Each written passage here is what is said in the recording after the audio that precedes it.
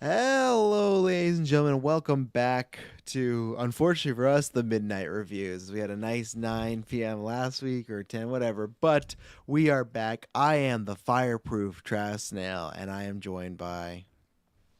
The Dark Lord of the Sith, Kirklin Patzer. I'm the mining colony, Taylorfield. Well, it is late, so as usual, we got tons of stuff popping off. Lots of reviews, lots of newscasts, lots of stuff on Patreon. So head down the links below. You can find everything. But when they want to know where they can find this stuff, our announcements, things like that, we got a Gauntlet event coming up. We got Strikers review and that Strikers Cup coming up. Tons of things. Taylor, where can they find it? Ladies and gentlemen, combine us with your interconnection in the search bar. GeekVerse.ca is our home base. GeekVerse is our Twitter. GeekVerse on our Facebook. Boom, there we go. So let's get right into this. This is episode 3 of Obi-Wan Kenobi.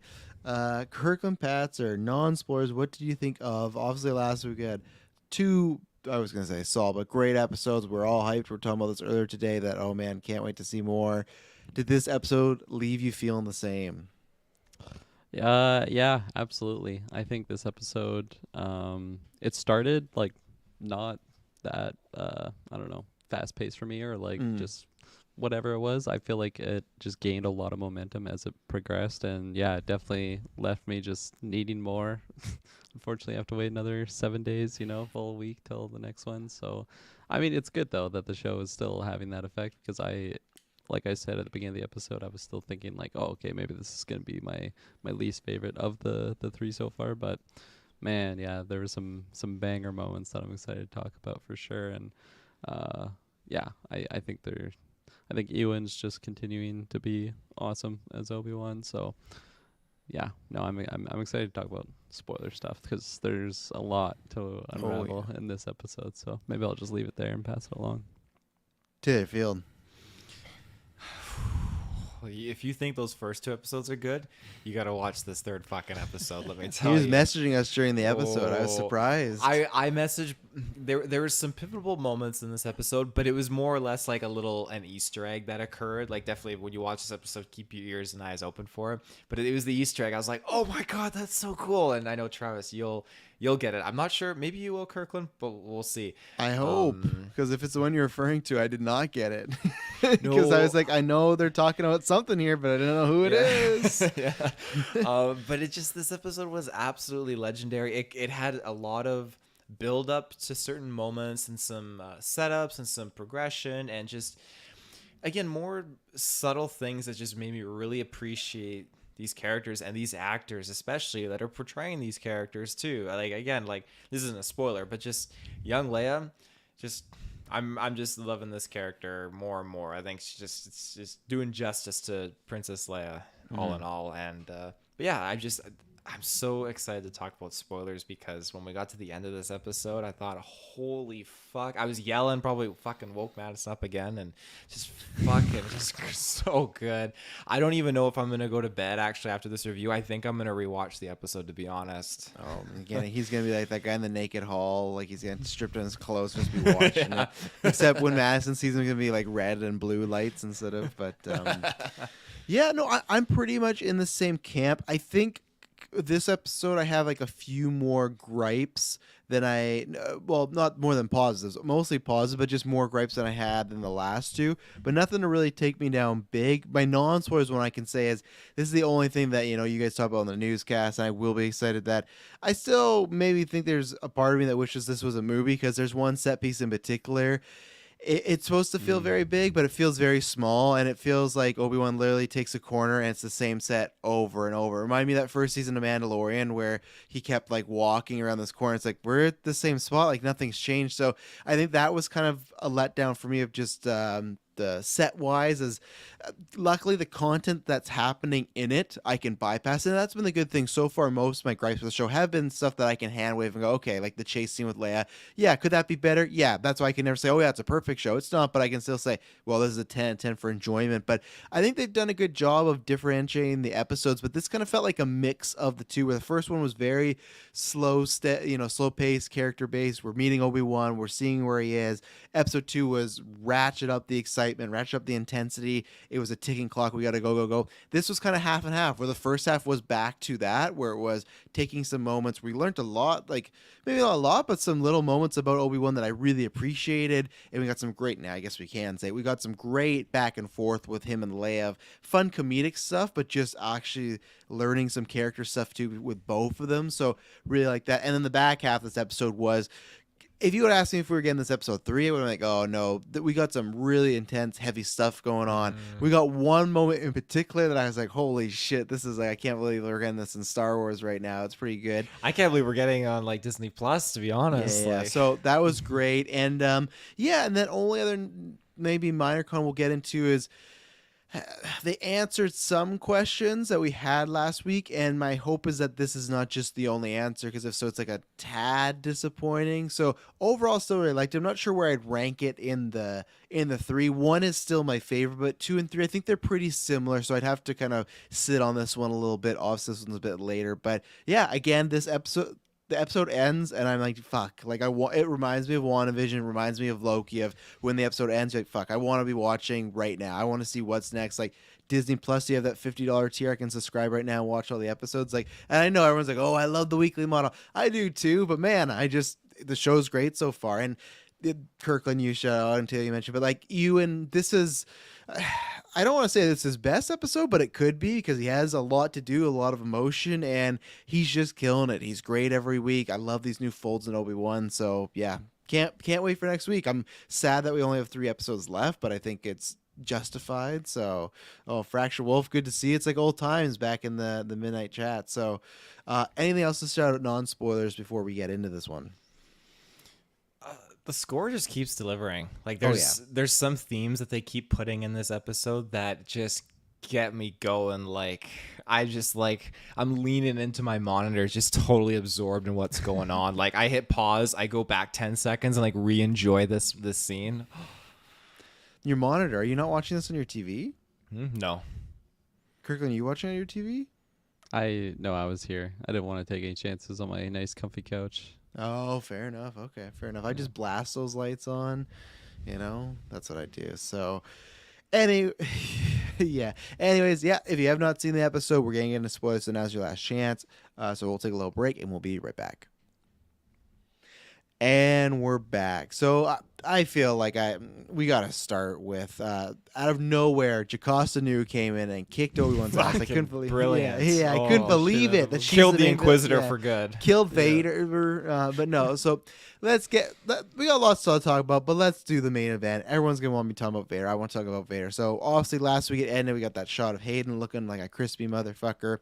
And this episode, I got to say, the build up to Vader was great. Such a good touch of just seeing Ghost Anakin at first. Like, I know we saw Vader after, but I mean from Obi-Wan's perspective. That was bone chilling. And what I keep loving is that we know I feel like we talk about will we see Qui-Gon. I really think we're gonna now, because this is 2 weeks. I guess it was episode 1, but still 2 times in a row where they show you a road figure from the back, and then when it turns, it's someone else. First it was Bail Organa, and now it was Hayden. So at first when I saw, I'm like, oh, is there a chance it's Qui-Gon? And then and I love it's just the silhouette of, you can see Hayden's face, but it's not like a big zoom in. They're doing like some Dutch angles with Obi-Wan, and so I think we're definitely seeing Qui-Gon like in a physical form, because they're teasing us with that. They keep making it seem like that, but that's just like, I love the physical touch of, okay, last week we found out that Obi-Wan found out that he's alive. We got to see it Revelation, and now it's fully hitting him. Obviously, he has some conversation with Leia and the other Leia we'll talk about, but with this moment, the buildup of like, okay, you get that, and then from Vader's perspective, he's learning about it, and just that moment when who's the guy from Fast playing? He's playing, which brother is he? I can never know which. The fifth brother. The fifth brother, yeah. That moment when he tells Reva, and she's like, "Oh, I'm going to tell him." Like, "Oh no, he's already been told, and he's on his way." It's like, oh my god, and the build up to Vader, and just that moment when they're about to escape, and it's like fucking Godzilla coming through. It's not literally shaking, but for Obi-Wan it's shaking, and he can just feel the presence. And it's a great like flip of the like script from A New Hope when Vader feels his presence there. So Taylor, you were juicing at this, but the build up was fantastic. Oh yeah, the build up. just seeing him all like shredded and just burnt and crisp, just being like pieced together was intense because that's when the score really kicked in and I was grooving with it. The dialogue that he had with Riva sitting in his throne room in his Mustafar like castle, holy fuck, that was Anytime we great. get the castle, I'm like, fuck yeah! Like I always want to be at Mustafar and stuff like that. So that was great. It's like, okay, perfect. When the tone changed and Obi-Wan felt that disturbance in the Force, I was like, oh fuck, what's going on? This just got magical. Because yeah, you see like the shadow of Vader walking, and this is just what totally sent me for a fucking loop, because like it's just he's walking, the score's there, and then the music stops and it's dead silence, and just Vader thinks, okay, I'm gonna lure him out, I'm gonna bait him out, and he just starts, the Force pulls this dude out of his shack. I guess his son comes in. He fucking force snaps his neck, which is like, what the fuck? And then he keeps walking, and then he's force dragging this woman face down in the dirt. Oh yeah, I couldn't fucking believe it. And Obi-Wan's not stopping him too. And that, like, and like it plays into the character. And it's funny because I saw some of that pushback last week, and man, if people, the comparison of right now to Obi-Wan being like Last Jedi Luke, and for the people that don't like him, they're sure not gonna fucking like this episode, because I'm fine with it, but like, yeah, it is Obi-Wan. He's I won't say letting these innocent people die, but he's not stopping them because he just doesn't know if he could take them. He's so just anxiety driven, emotional, but it is just like, Vader's taking all these people, and Obi-Wan he's not stepping in, and that's gonna be a controversial choice. I could say it worked for me. It was fine. It worked I was for like, me. I was watching. I was like, oh, these well, it Last makes Jedi sense people for the character, like where he is right now. Yeah. Yeah. No, yeah. That blew my mind, honestly, just the whole introduction of Vader, and just to see like him basically be this like scary presence of just like what he was doing to that family, like snapping with like no remorse, just like this cold figure, especially like his look, like he just looks like this thing that's so terrifying, and it makes sense. But I love that we got to see it here, because that's just something that we've never seen on a live action Vader before, right?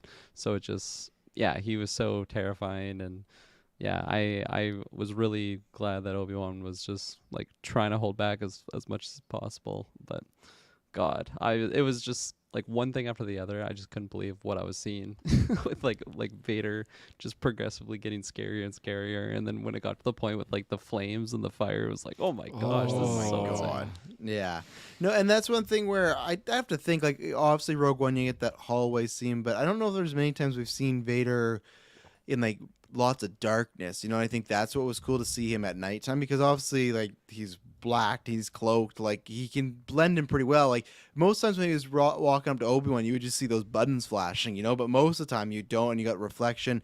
This has happened a lot with Vader's outfit, but when we got the first thing of the lightsaber, so we were wondering when that was going to happen. And again, I think Taylor said during the fight, I still thought it would happen a little sooner, but I also didn't think the first fight would be in episode 3. I thought we're definitely like, this is a fight, but this wasn't so like, this almost harkened more back to the New Hope type of fight, because it was just a standing there fight. And I think it's almost what we talked about last week, where I thought the perfect combination was that and the Luke Vader one from Return of the Jedi. And that's what this was, because this wasn't so much of a fight as just Obi-Wan trying to survive. Like, I wouldn't even call this a fight. I know on YouTube it's going to be listed as Obi-Wan versus Vader in episode, but it's not. It's just Obi-Wan constantly playing defense, because one, he's, not as powerful as Vader right now, but two, he's just emotionally compromised. He's fighting Vader and he's fighting himself at the same time.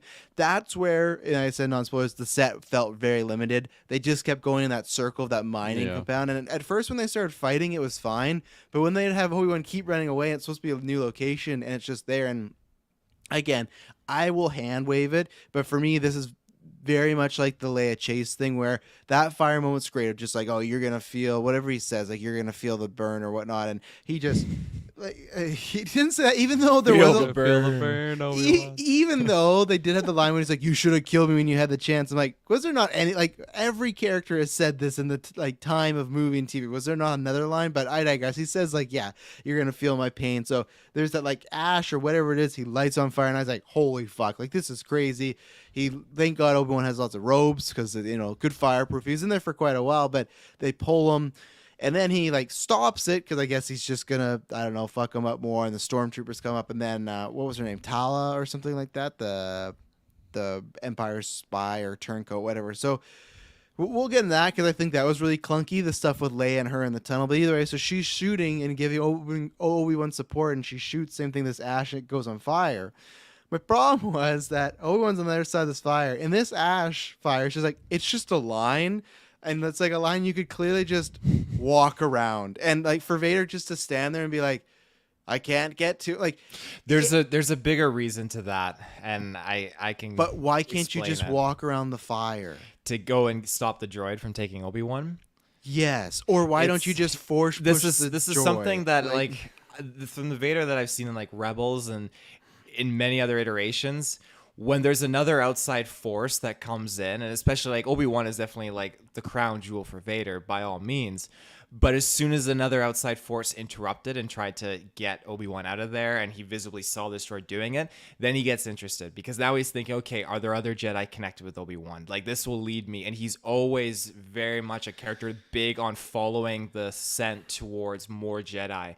And I think this just emphasized that out the wazoo for him. Like, that's why he was so calm about it. See, but then I don't think they portray that in this show. And to me, the thing is, I thought they were showing Vader almost him a little emotional compromise too. So that's where I thought it would override where, okay, he's after Obi-Wan. He's literally landing on this planet. He's killing all these people just to get Obi-Wan out.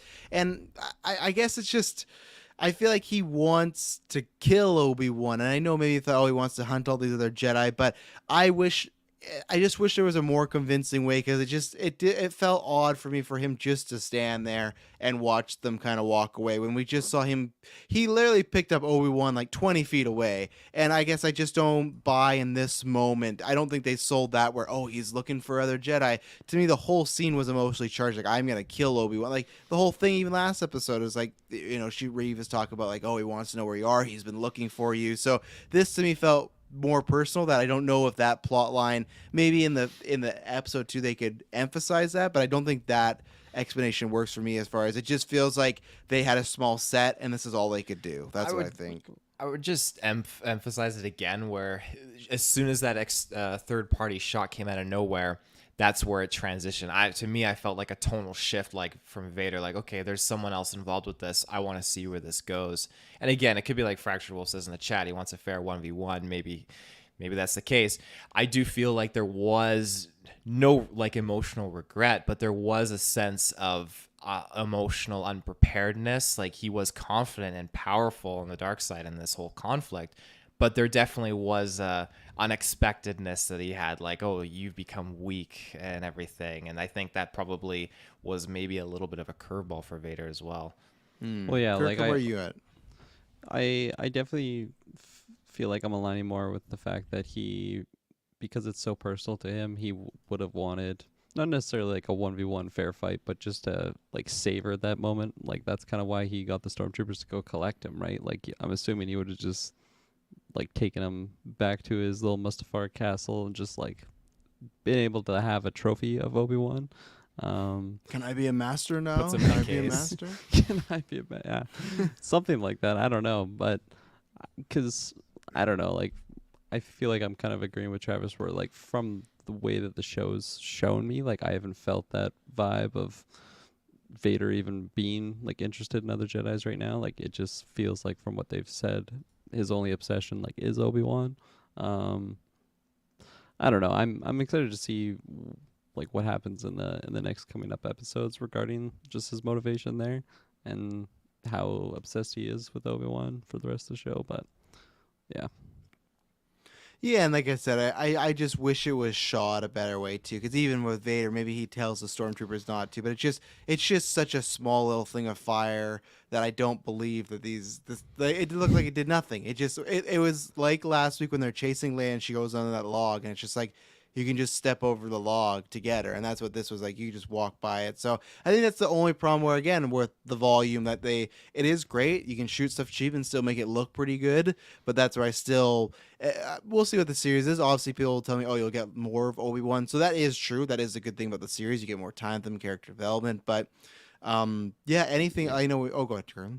Well, I was gonna agree with you there that like that scene definitely, I was like, okay, this is just not even on a comparable scale to the epicness of like what the episode 3 fight was like on the big screen, you know, like they're like just so much shit is going on, whereas this one they're just like in a mining compound, which yeah, it felt very lower budget scale, like as opposed to a big screen. But I guess that's just what you get from a TV series. But like there is a couple moments I think throughout the series of I've had those thoughts of like, okay, if this was a full movie, like these CGI moments would look really good, or just the particular sets would be on that grander scale. But I mean, there's pros and cons to both, because as you said, you get a lot more like character moments, which is absolutely fantastic, and I think that is a lot more important in this type of series.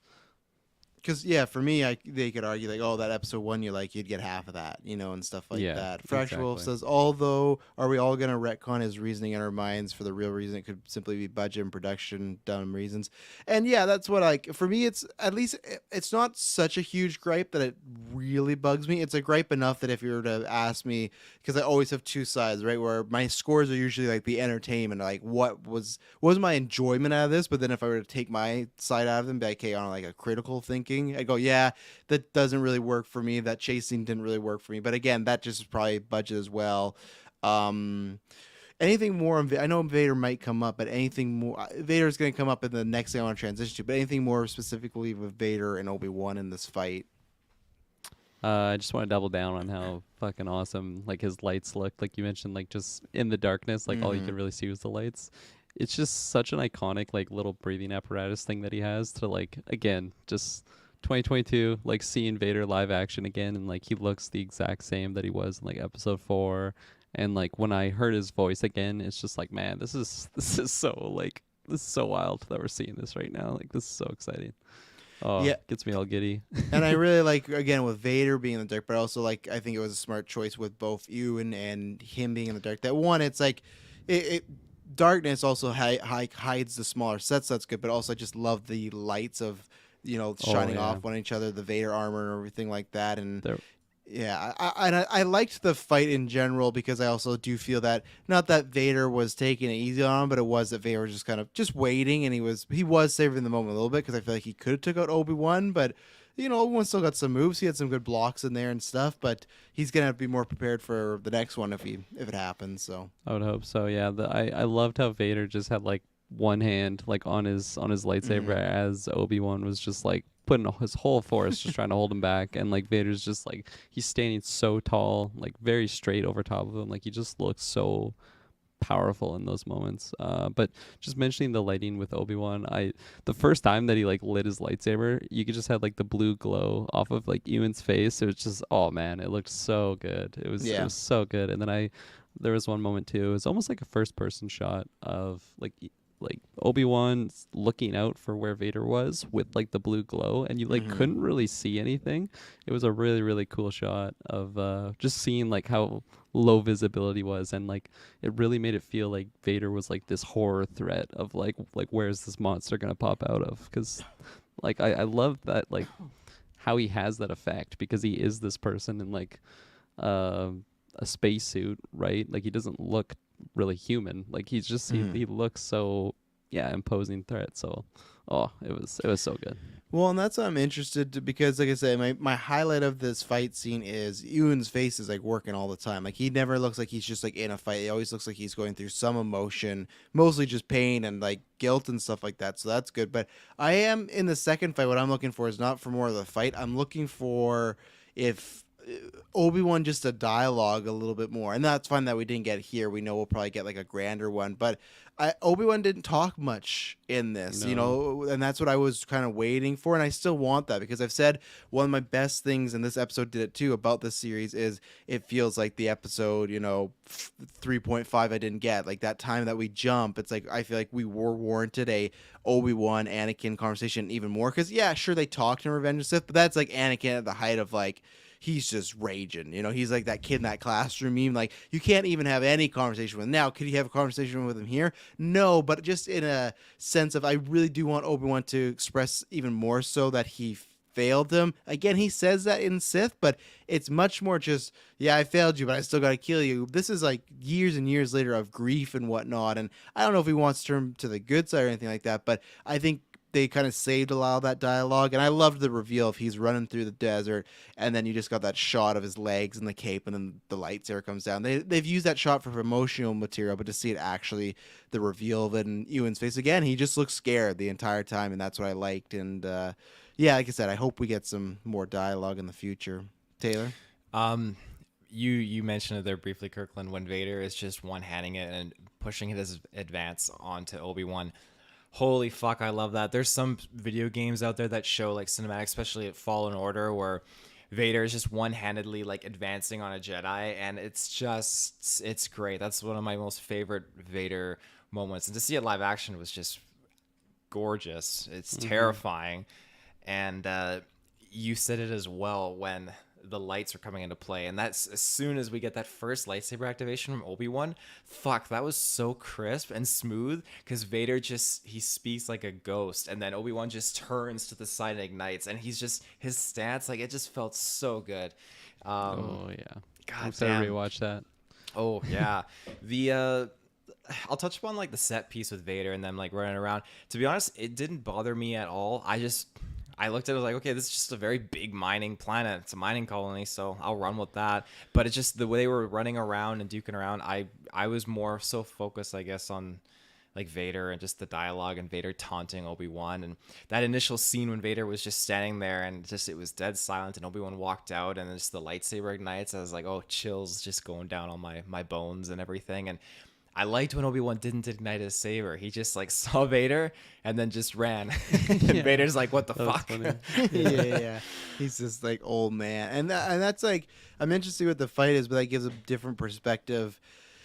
Again, it doesn't really fit where he goes in New Hope, where he's like, when I left you, I was the learner, but now I'm the master. That now doesn't fit at all here, because Obi-Wan is not. Well, we feel need like that second fight, right? Yeah, and we'll see. But like, I still don't think Obi-Wan's gonna be like the full-on God mode master in the second fight. I feel like it's still gonna be pretty emotional. So we'll see. And that's one of the things I did worry about. And it's fine so far because the show's so good. But it is one of those like, okay, that line might not work anymore because Vader just sounds like a fucking idiot. Like, what are you talking about? Like, if Obi-Wan's like this in the second fight again, where he's just very dodgy, it's like, why do you think this guy was a master? Like, he's just running for his. It's like you have like one hit of health bar left, and you don't want to, like in Smash, you don't want to get touched by anybody. So you're just like jumping platforms, just hoping fucking Bowser ain't gonna get you. But yeah, so we'll see. We got the tower, like we talked about, or I guess it's technically it's underwater, but it's still a tower. I don't know. That's like a very confusing situation, but we got that. I still wonder if we're gonna get that Anakin Obi-Wan Clone Wars flashback, because I thought it was gonna open up this episode, to be honest, because Obi-Wan had which I didn't know if it was completely needed. He heard like all of last week's dialogue again in his head while he's meditating. It's like we just got this, especially because they showed the recap before. So if you had watched the recap and then this, but one thing with Reva, so right now I know people are probably still freaking out. She referred to when she was talking to Vader like, oh, he killed the Grand Inquisitor. Now I still think there'll be some sort of reveal that the Grand Inquisitor is alive. I think Well, they didn't. She got cut off as she was saying it. She didn't even say die. Like, like Obi-Wan will pay for the Grand Inquisitor, and then she was cut off, right? By again, I think they're just playing like what's the term? They're tooling us. That's the term.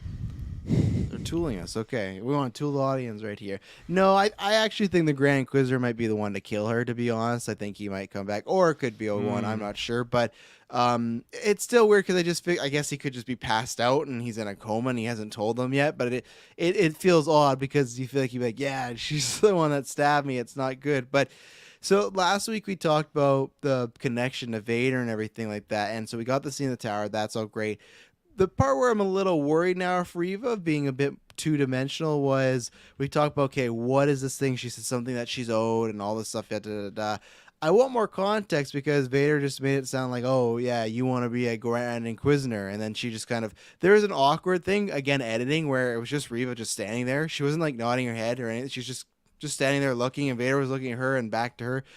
But if that is just the thing where she just wants to be the Grand Inquisitor, that made her a lot less interesting to me as far as the setup Yeah, I as agree. last week, because I don't mind. I like, again, the Sith power struggle like we've talked about before. Like, this is why the Rule 2 started, right? Because they can't get along. That scene where it's just like, no, I'll be next in line. Oh, well, you think you will be? Vader, let me Yeah, charge that it. was Like, so good. yeah, all that stuff's good, but when it's just like, I know what you want. I'm like, okay, you want to be the Grand Inquisitor. It's like, oh, all right. So I'm hoping there's more, but if that's kind of it, I will be a little disappointed with her story arc. As far as acting wise, I'm still kind of 50-50. There's times where I think she's great, and there's times where I think she's all right. And I know obviously there's lots of stuff online about people disliking her for stupid, idiotic reasons, and the cast have spoken about that.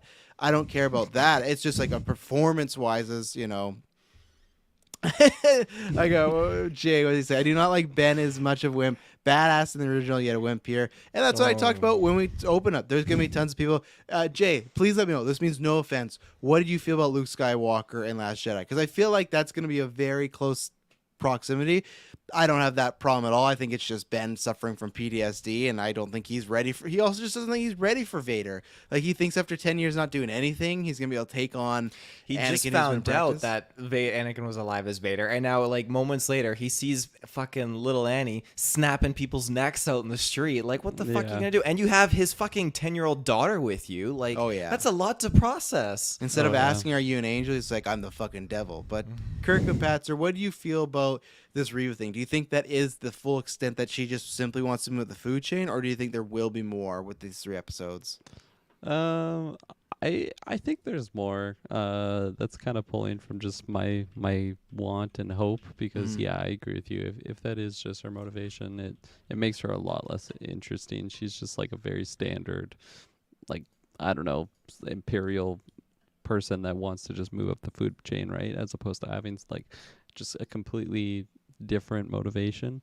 I It's interesting. I feel like out of the 3 episodes, I kind of liked her the least in this one. I feel like I am kind of like you, where I'm 50-50 on her. Like, which is weird, because I think in the last 2 episodes I did quite like her, but this one might have brought it down a bit. I don't know what it is with her character, but again, maybe just because they were leaning in that direction, that her motivation is just to become the Grand Inquisitor. But I'm really hoping that there's more there. But I love that you mentioned like the power struggle of like gaining Vader's favor. Oh my gosh, I Yeah. love that stuff. It's That's good so shit. good. It's so good. Yeah, totally. So I'm hoping for more of that, because that's really, really fun. But yeah, And Jay did respond. He says, "I don't like how Ben and Luke both turn their back to the Force and come back when it suits them." And that's all perspective, right? Because I'm somebody that I did like the Luke stuff didn't bug me in Last Jedi. This doesn't bug me here with the time jump. And the whole Leia thing, I actually was talking about that today, because he says, "How does Leia not remember Ben in the original trilogy?" I was talking about this today, that I'm not sure, and we'll see, because I was actually surprised Leia didn't get away, that she got kidnapped. So we'll see how long she knows Ben. But if she's a kid at this age and she knew Ben for a couple hours, she's not gonna fucking remember him. Do you like, how old's Leia here? 10 or something like that, right? So it's like, if your Yeah. mom, Ben is gonna Yeah, be that but- classic guy where your mom's like, "You met him," and I know it's like because she saved him, but like, you also think that Leia, she's gonna go through tons of shit in her life. Like, it's not gonna be this one thing. So I just feel like it's gonna be like, "Oh yeah, you remember that guy Ben when you were 10 years old? He helped us out that one time." And I get it's a hostage situation, but for me, because she's little and it's maybe just knowing him for a couple hours. Now they have bonded a little bit, so it is. But also, I don't.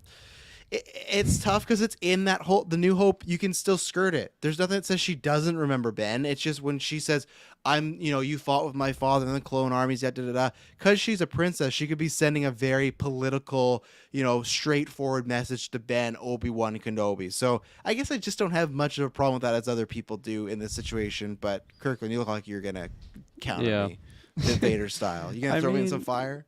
you brought up some good points of like the fact that it's not necessarily like they're completely saying like she doesn't remember him from if you're talking about the episode 4 perspective. But yeah, like while I was watching it, I was just like, well, that line doesn't make sense anymore, of like, "Oh, you fought with my father in the Clone Wars," and like It's not a lie. He did fight with his father in the Clone It's Wars. true. It's true. And like, I guess you are making up some good I believe it points. was, "You served my father in the Clone Wars." fought with, served, whatever. They were a team. You're They're my father's bosom little buddies. bitch in the Clone Wars. You're my father's lover in the Clone Wars. I just found out. Are you my dad? She keeps asking. Yeah, and like that's a pretty big moment for, first of all, like someone to come to a whole other planet to save you, and like definitely like spiritual bonding, I feel, where she's basically at the point like, are you my real father?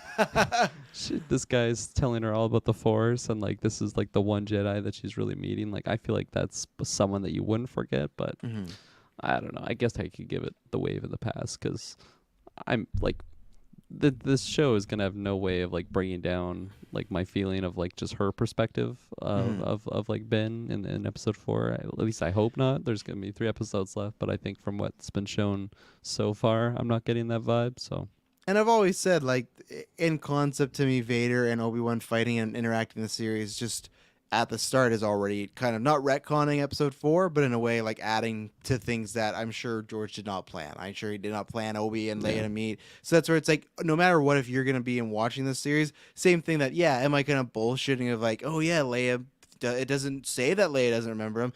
Yeah, 100%. It doesn't feel like Leia knows him at all in New Hope. But now if this is the story, this is the route we're going, right? So how you feel about all that?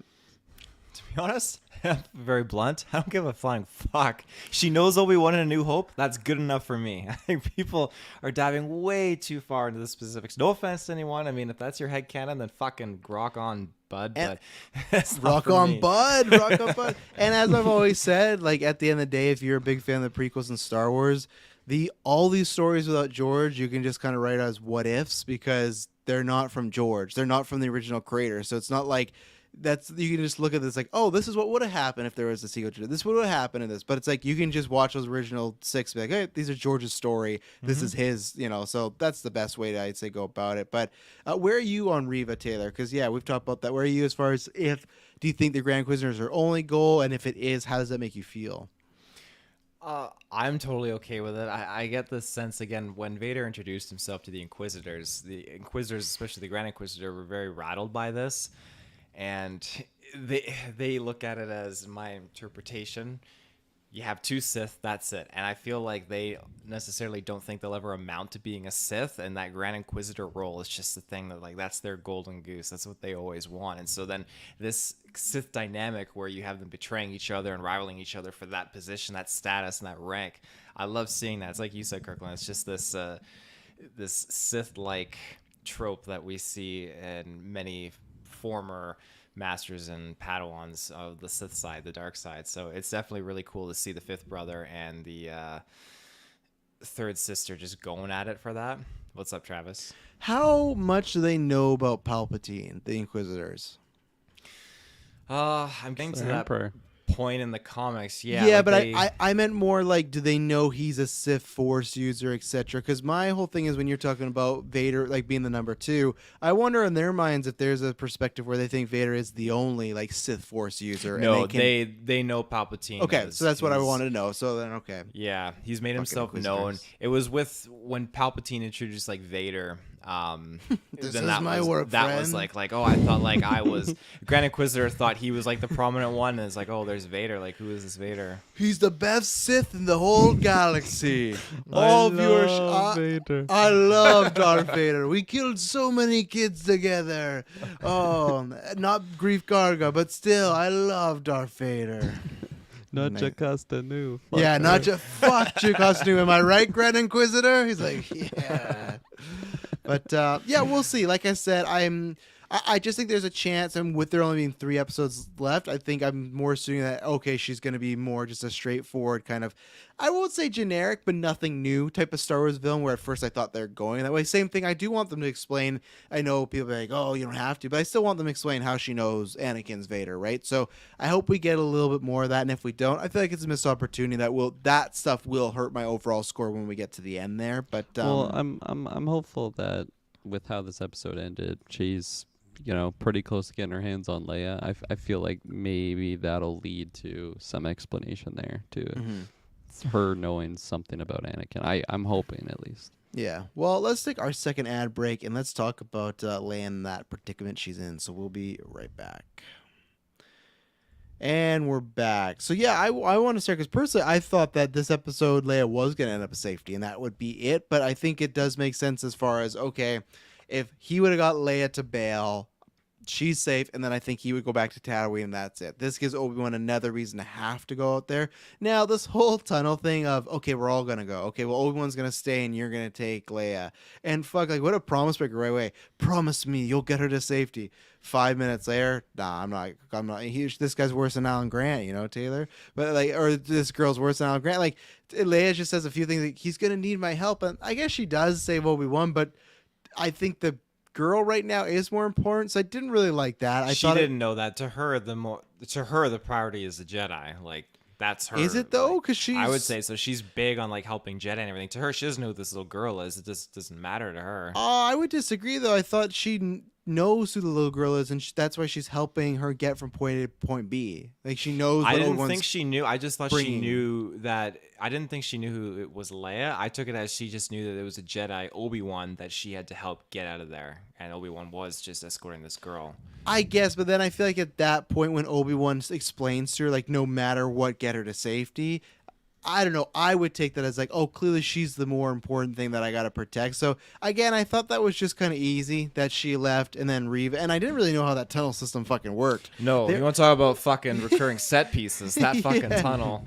Well, and they were so far in the middle, and then it's like, okay, Tal's gonna go back and save Obi-Wan. She's not gonna pass Reva at all, and then Reva's gonna get to the very front of the line to be in front of Leia to kill the guy. So made really no sense. Again, some limitations of the set and stuff, and unfortunately that pilot was supposed to get him out of there just got fucked up, and yeah, I guess Leia's gonna be I do hope that they don't have Vader and Leia interact. I hope Reva's just the holder, because already, and this is what we talk about in this show when we're like, oh, does it hurt episode 4? People have done that already with George's work, right? Where they're like, oh, Leia and Vader interact in episode 4, and he has no idea that's his daughter, because George didn't know at that point. He had no fucking idea. So the same thing here. I think the best thing to do is don't have Leia and Vader interact at all, because then you'll have more people being like, why doesn't he sense it? That's his daughter. He should know, even though George fumbled that. Yeah, even though George fumbled that. So I think it'll just be Reva holding her, and she might be like, oh, I have the Organa girl, and that's Vader doesn't care about her. He just cares about getting Obi-Wan. So yeah, 100%. I think you could have a scene where like he walks up to Reva and like he looks at Leia. Well, maybe, I don't know. I don't think they're gonna talk.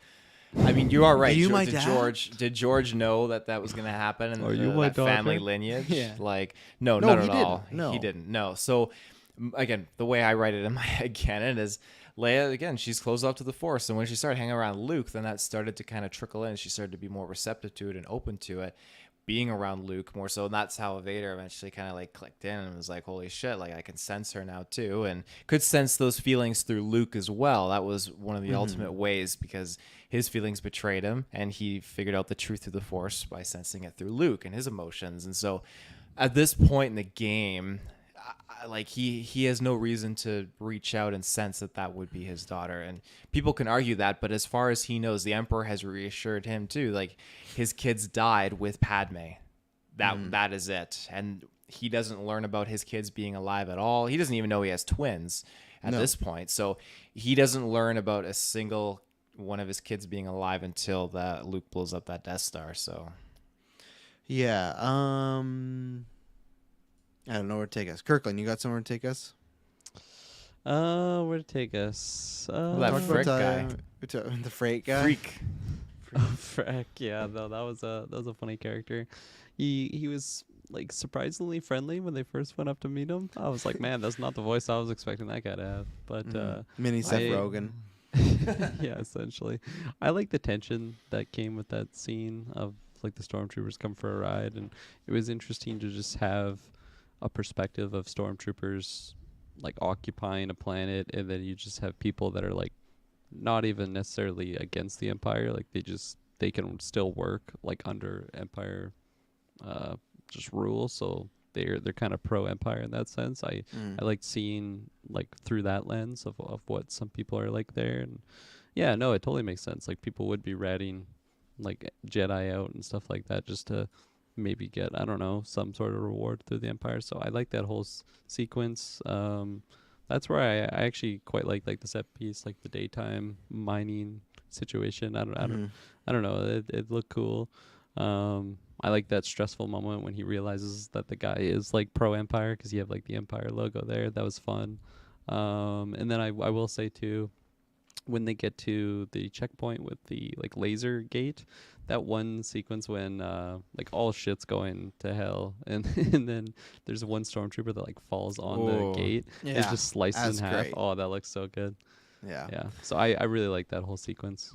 Yeah, the moment I liked is when they're on there, and it's similar to when he sees the logo, but then all the stormtroopers are getting on because you're just like, "Fuck!" And I'm like, he's gonna have to bust out the lightsaber here soon if it gets to this point. But he's still tough enough to get them. And yeah, I like the plan. I love him explaining to Leia of like the last time he was there was filled with people and families, and it was much better culture. And she's like, "Well, I think that isn't the Empire helping?" And he's kind of explaining because everyone just has that facade, right? Like the Empire is doing it for good and everything. And right when they get on the ship, they're like, "Yeah, I love these Empire rules." Like, but it's cool to see little stages of that throughout these episodes. TJ, now this is a spoiler. Do not confirm, so you don't need to say yes or no. He just says Vader and Obi-Wan gonna fight in episode 4. So I'll assume that's you saying that. I personally don't think it's 4. I think it would be 5 or 6 because 5 could be a big battle and then 6 is like the fallout, or 6 is the big battle, the finale. I do think whatever happens in the battle, Vader thinks that Obi-Wan is dead. Like it's something where maybe Vader doesn't fully kill him because he has to like if he doesn't think he's dead, why wouldn't he stop looking for him at this point? So, but do you guys see the second fight happening next week, or do you think it's gonna be later on? No, I agree with what you said. 5 or 6 for sure. There's no way it's next week. Obi-Wan just got fucking bopped in this episode. He's burning. He's crispy. Like he needs at least 14 days, not 7 days, to recuperate from that fight. So Yeah, every night he's like, Master Qui-Gon. Yeah. back to tank flashbacks. That's coming. These burns fucking hurt. You might not be wrong, but I'd love to see Ewan's like beard and hair in there and everything like that. Yeah, again, we got some great. One of my favorite scenes so far this series is when it was just Leia and Ben on this transport and they're just talking, and she's talking about like, you knew my mom, which I could not believe this until I saw it on Twitter, and I talked to the Stars Alliance people that last week when Owen goes, "Oh, you remind me a lot of someone," and there's some people that thought he was talking about fucking Satine from Clone Wars, and like that's his love interest, Kirklin, who is like also a politician. But you take it however you saw it, and if that's how your head can, then he was talking about Satine, sure. But I don't understand how the fuck anybody thought he was not talking about her mother, Padme. Yeah, I really didn't, and I felt like this week doubled down as far as like, oh, you look very similar to your mother. Like I see, like he didn't say that. He said when he called her Leia, and that's when the stormtrooper like, what the fuck you say? And he's like, oh, sorry, that's her mother's name. And when I look at her, she reminds me a lot of that. So to me, that's just doubling down. I don't know why anyone thought he was talking about Satine. I get it that Satine was also a politician, but I love that conversation. I did love how the actress sold that really well. So sad, like, are you my dad? And what a nice response for Obi-Wan to say. He says, I wish I was. Like, that's such like, out of all the responses, that just feels like such an Obi-Wan thing to say. Like, he doesn't have to say that, but it's just like, man, that's so good. And it feels like this fatherly aspect is bonding and growing, and they were talking. And the other thing, because I've always said this, I got my Tales of Jedi coming up. The next show I want a Harry Potter like show where we start from day one of an apprentice being taken and then seeing them go to master. The little shit like Owen being like, I think I have a brother, and I remember my dad's hands and my mom's like shawl, and that's about it. But he's like, I kind of wish I knew them more, but then I had met a new family. But when he said that, obviously it didn't feel like he regretted becoming a Jedi, but it did sound like, man, he still thinks about it. So it just shows like how you're going to become a great Jedi. You're going to become masterful. That's all great. But how just fucking sad it is that you have this family and you just get taken away and you never see them again. And I think that's something that really has not, they did a little bit with episode 1, but I don't think they've really dived into the effects what that would do to a person of like just being taken from your family. So I like that even all these years later, after all these battles, the Clone Wars, Vader now, he still is like, I still think about my family every once in a while, and it's just like, it's sad. It's sad. And like, obviously he's had time to, maybe because he's slowed down, but I really liked that scene of them on the transport together from start to finish, everything, like the intense stuff too, but their conversations just 10 out of 10 chef's kiss for me. Travis, if you like that stuff about young Padawan being taken, you should watch Halo. Hey Taylor. Oh, I think yeah? it'd be right up his alley. Yeah. That's right up his alley. Yeah. No, I agree. I love that whole sequence, and I loved just the little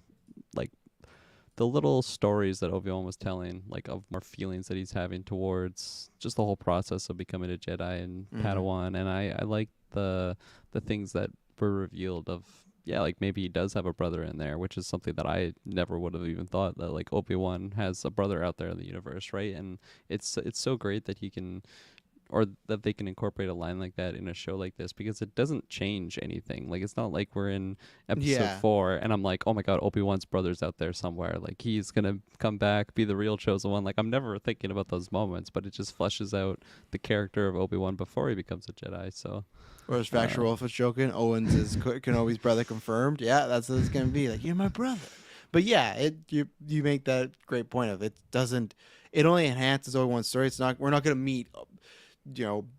I don't know, Jared Kenobi, and be Odie. like, fuck, yeah, Odie Kenobi, yeah, and be like, fuck, like, imagine that's who saves him next week. You're like, oh man, the series is going good, but he's got a Mando armor or something. he's a fucking Mandalorian now, or Din Djarin's his brother, like all these theory crafting stuff. But Taylorfield, anything to say on that scene? If not, you can transition us away. I don't have much to say on that scene, but I got an Easter egg here for you guys. I thought you were gonna bring it up. Oh yeah, so this Jedi Master was actually mentioned in Revenge of the Sith by Obi-Wan Kenobi.